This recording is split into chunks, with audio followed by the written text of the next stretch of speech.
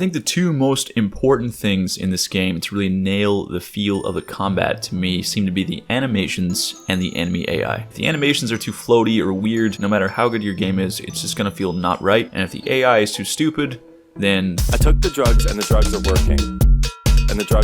Things are just going to seem a bit goofy. This is just my perspective, but when I play this game and other games that are action RPG, these are the two things that come to mind pretty quickly. Before I start talking about the AI, some honorable mentions. There's new UI updates, a weapon upgrade system, and a weapon imbue system, and a bunch of new equipment models. But I can talk about that in a different video. Let's talk about the models first. Spam, the same guy who did our character model, did these, and he did a fantastic job. He also made it so they basically can use any armor that our character can equip, so we can actually make like armored undead, or we can make the character become undead. And on top of that, he gave us a bunch of different face styles, arm styles, body styles, etc, etc. They look really, really cool. Big fan of how they turned out. I express my heartfelt thanks to Spam. You are a legend. Great job, sir. I made a pretty cool AI spawn manager for my world, and it basically makes it so you can spawn random AI or always have static spawn AI. And on top of that, you can also give them randomized states or just static states. So basically in our game, undead aren't really zombies. They're people who have been possessed with entities called chains, and depending on how strong the person was in their life or how far the possession has gone, they will have different levels of intelligence and mobility. So because of this, I made them a lot of different states. So for example, they can be idle, they can be wandering around aimlessly, they can be patrolling, they can be sleeping, they can be bashing their head against a wall, and that's just to name a few. When they have a target, they can pursue the target by running for them or just walking at them mindlessly. And some will actually have weapons and will use them to fight, and they will behave a little bit more like the player character as opposed to just a mindless body chasing you, trying to kill you. I really wanted them to feel alive, so I added a lot of small little things that I think adds a lot to the game. So for example, they have foot IK, so if they're walking on uneven surfaces like the player, they'll basically just connect their foot with the stair or the rock that they're standing on, so they're not just kind of ghost walking over the air. They also have a facing target capability, so when they're looking at you and they're not actually directly attacking, they'll always track you with their head as you move. And also if they can't reach you, they'll kind of try to get to the nearest point and just stare up at you until they can. So if you're standing on some kind of weird object and they don't have the sense to get to you, they'll just wait around you below. They will also still try to swing at you if you're close enough.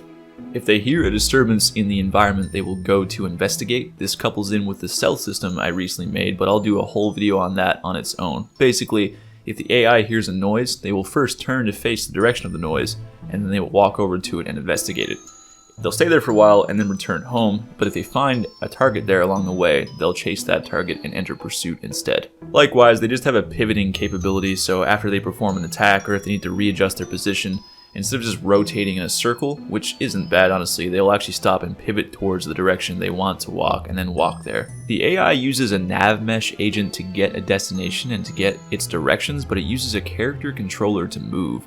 So that was a bit interesting to set up. Basically I wanted the root motion of the animations while having the intelligence of the nav mesh agent, and it took a little bit of messing around to get it working exactly how I wanted it, but the end result's pretty great because if the AI ever gets off the nav mesh, or basically has a target that's not on the nav mesh, they'll just find the closest point that they can get to.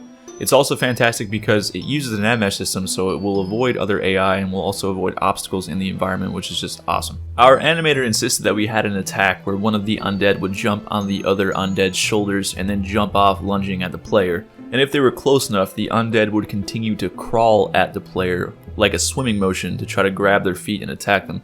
That was a bit interesting to set up, to say the least, but I really love the end result. Still have a few more things planned for these guys. I want to make one that's essentially like a screamer, and if you alert it, it will alert every other enemy in the area to your position. Got a few cool ideas for that one, so eventually when it's done, I'll probably throw it in another devlog as a bonus.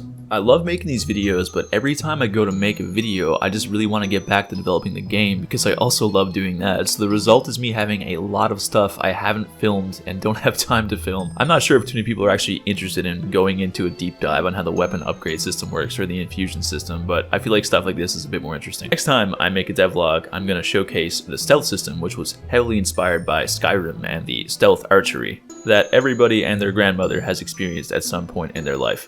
If you made it this far, thank you very much, and I hope you have a great day. And if you aren't subscribed, you should totally do that. And if you've already done that, then I'll see you in the next one. Shout out to Rob for literally animating the entire project. You're a legend. Shout out to Spam again for the character models and the Undead models. Shout out to Boip for the wishing well and random assorted weapons. Shout out to Excelsius for making all my recent thumbnails and remaking my old ones. You are a legend. Shout out to Raph for random UI elements and assorted characters, and a large thank you to Snorlax for random tools that make my life much easier when developing this project. And of course, thank you to all of you who watch these videos, and a special thank you to my Patreons. It is because all of you I get to keep doing this, and I love doing this. Okay, for real now. See you next time.